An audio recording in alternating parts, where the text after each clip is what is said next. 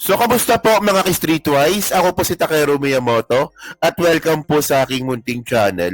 So, mga kababayan, sa video po na to, papakita ko sa inyo kung gaano ka bobo, tanga at walang critical thinking itong mga taga-suporta ni Sara, itong mga DDS po na to.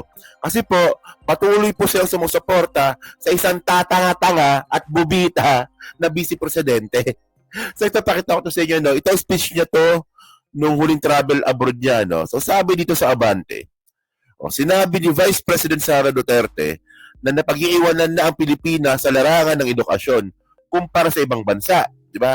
Ano ya, modernisado na raw ang ibang bansa samantalang nananatili pa rin sa papel at lapis ang Pilipinas. Okay, so actually, no, dito pa lang po katangahan na po ito eh. Kung magsalita si Sara Duterte, kung magreklamo siya, akala mo, hindi po siya naging deputy secretary. Para malinaw yung point natin dito, baka hindi po alam ng mga bobong mga DDS to, no? Sabi dito,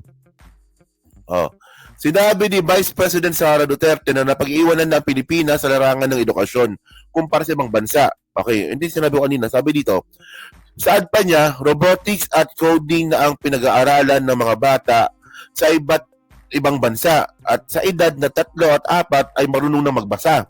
Samantalang sa Pilipinas, aniya, may high school student na hindi pa rin marunong magbasa.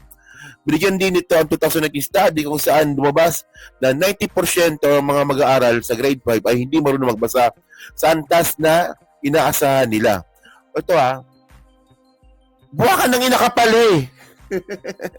Alam nyo, ito yung sinasabi ko kay Sara, mga kababayan. Ang galing niya magbanggit ng problema, pero wala naman siyang nilalatag na solusyon. Doon po sa huling speech niya nga, mga ka-Streetwise, no, puro problema yung sinabi niya. Ako po, tayong lahat mga kababayan, alam na po natin ang problema ng Pilipinas. Alam na po natin, edukasyon, kalusugan, transportasyon, di ba? Trabaho. Alam na po natin yan lahat. Pero ikaw, vice presidente ka, putang ina mo ka. Puro ka lang reklamo. Imbis na gumawa ka ng solusyon, puro ka reklamo. As if naman mga ka-Streetwise, no? Ang tanong dito, 2019 pa pala ito. Ito problema sa edukasyon. Ano ginawa mo nung Deputy Secretary ka? Kayo bang mga bobong mga dides, naisip nyo ba yun?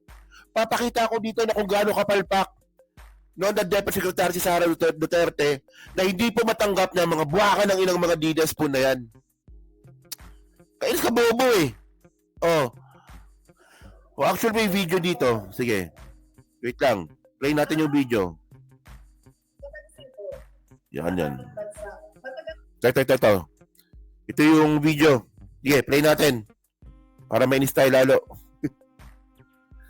Edukasyon. Ang napansin ko sa ating bansa, matagal tayo sumabay sa pagbabago. Kung makikita ninyo, sobrang modern na ng ibang bansa. Pero tayo, nandun pa din tayo sa papel at lapis. Example lang. Nung Deputy Secretary ka, anong nangyari sa matatag program mo? Anong nangyari dun sa Catch Up Friday mo? Di ba wala? Okay lang sana magreklamo ka eh. Tatanggapin ko na sana eh. Yun nga lang, no? Magreklamo ka sa edukasyon, naging Deputy Secretary ka din. Binaboy mo yung edukasyon sa Pilipinas? Naging parte ka ng problema? Kayo bang mga dides, hindi nyo ba alam to? Puta, napapalakpakan kayo dito, tanga? Yan. Diba? Yung ibang bansa, ang pinag-aaralan ng kanilang mga anak, robotics, coding, diba? Coding. Robotics, coding. 3 years old, 4 years old, marunong na magbasa. Dito sa atin, sa bayan natin, nandun pa rin tayo sa hanggang high school, hindi pa marunong magbasa ang bata. Ang daming pwedeng gawin para sa... Parang parang grade 2 teacher si Sara, no? Parang mga kausap niya mga bata no? Ang pwedeng gawin sa ating edukasyon, mga bata, makinig kayo. Modernisasyon ng edukasyon. Pero sobrang bagal ng pag-ikot ng ligid. Sa tawag sa gulong. Sobrang bagal ng pag-ikot ng gulong ng pagbabago. Hindi ko alam bakit yung tinuturo sa amin nung kami ay nasa elementary, hanggang ngayon, ganun pa rin. Yung tinuturo. Di syempre, Ang tanong dito, ba't hindi mo binago nung Deputy Secretary ka? Yung nilireklamo ngayon, ba't hindi mo inayos? Tanga po. wala ka talagang makikita na improvement doon sa edukasyon. Trabaho, O diba, ganyan po kabobo po mga DDS mga kababayan. No, puta pinalaktakan ninyo to. No? Parang ano nagdireklamo siya tungkol sa resilience sa bagyo. Ito may bagyo, layas ng layas, papuntang ibang bansa. Nanood pa ng Taylor Swift concert na habang binabagyo Pilipinas. Ngayon naman, mga kababayan, nagdireklamo sa edukasyon, naging Deputy Secretary din naman siya dati. Oh, anong ginawa ni Sara nung siya yung Deputy Secretary? Wala, nag-bribery. Namigay ng sobre, na which is bawal po yun. At bukod dito mga kababayan, no? Bukod nga sa bawal, ano pa yun? Impeachable offense pa yun. Oo. Tinan nyo to Tinan nyo mga bobong mga DDS. Nagrereklamo si Sara sa edukasyon. Tingnan nyo nung si Sara po naging Deputy Secretary, sabi dito, Sara-led DepEd built just 3% of classroom target. 3% lang po napagawa ni Sara doon po sa target na classroom. Tingnan nyo ilan yung classroom target niya dito? Di pala. Ito pala yun. Yan 3% lang po. Alam niyo ba kung gaano kadaming 3%? Sa 100 target, 3 lang po napagawa. Yung problema mga kababayan, tabahong tamad po ito. Kasi po may budget naman. Ayan COA admonished DepEd over 3 billion unused funds. May pera, pero hindi nagpagawa ng classroom. Tapos nagreklamo si Sara na bulok yung education system natin. Sa kanya rin to 2023. Siya pa Deputy Secretary nito. Kayo bang mga DDS, paano yung sasagutin to? Puta, pinapalakpakan yung sinasabi ni Sara doon kanina. Samantalang ito nga may pera sa DepEd pero hindi nagpagawa ng classroom, 3% lang. Doon pa lang, tanga na sabi pa dito, the Commission on Audit, COA may sabi nito has admonished the Department of Education over its failure to utilize 3 billion budget intended for the procurement of learning tools and equipment to distributed to public school for science, mathematics, as well for technical vocational livelihood project. Yung 3 billion na kababayan po, dapat po ibibigay po ito sa public schools para po sa mga gamit sa mathematics tsaka sa mga technical vocational livelihood projects. Subjects pala. 3.7 billion pala ito. So ano nangyari? Mga estudyante, walang equipment. Nagrereklamo ka, hindi marunong magbasa yung mga estudyante natin. Nung Deputy Secretary ka, may pera, wala kang binili. Tanga. Tanga mo. Ito pa malapit. Ito pa nakamalapit. House panel urged to probe 12.3 billion COA flag DepEd funds.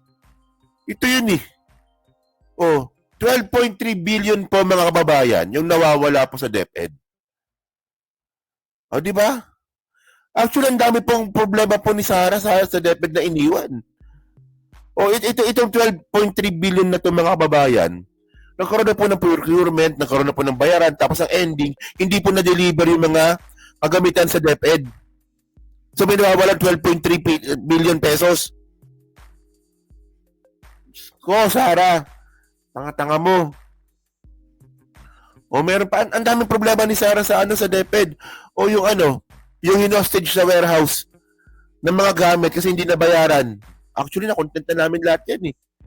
O, yung mga teachers po na kinaltasan ng sweldo sa GSIS, sa PhilHealth, no, mga public school teachers, kinaltasan ng sweldo, pero hindi po inuhulog no, sa GSIS yung pera. Tsaka sa PhilHealth. Paano nakapagtrabaho ng maayos yung mga teachers natin kung kinakaltasan mo ng sweldo? O ano pa yung pinakamalupit na ginawa ni Sara? O go student. Di ba nagbabayad po yung DepEd sa mga private schools para po sa go student? Buti na nga lang kamo kahit paano. Nagawa ng paraan ni Secretary Angara yan. Nasingil na po yung mga pera po na yan. O, ito yung point ko mga kababayan. Ba't ko sinabing bobo po yung mga DDS na sumusuporta kay Sara? Di ba? Incompetent po si Sara. Alam mo yung nagrereklamo ka, tapos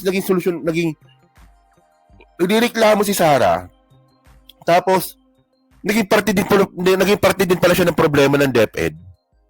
Tapos kayo, pinalakpakan nyo pa. Puta, pumapalakpak kayo sa bobo? Saan ang tawag doon? Hindi mas bobo kayo? Sige namang mga tao na to. Actually, mga kababayan, para sa akin, no, ipagpatuloy lang po ni Sara tong katangahang ginagawa niya. Actually, napapansin ko lang po talaga, no, kada speech lang po ni Sara, palagi po may sablay. Napapansin po natin talaga natin yan. Kada may sinasabi po si Sara sa entablado, palagi po may sablay. So, pagpatuloy mo lang yan, walang problema. Ang sinisira mo naman dito sarili mo.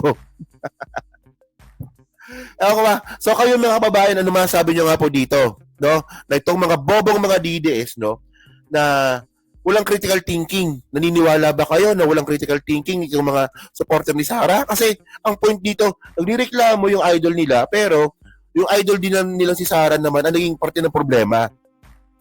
Ano ito sila tawag doon? Editang ka? So, agree ba kayo doon? Natanga sila.